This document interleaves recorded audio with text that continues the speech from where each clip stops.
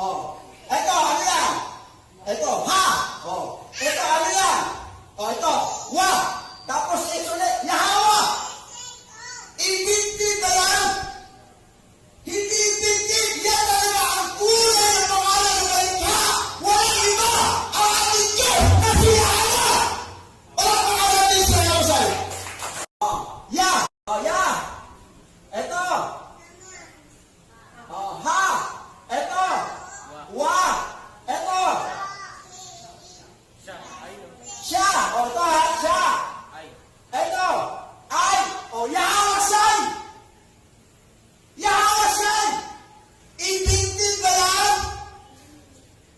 Gamit ang original na alpabito ng original Hebrew.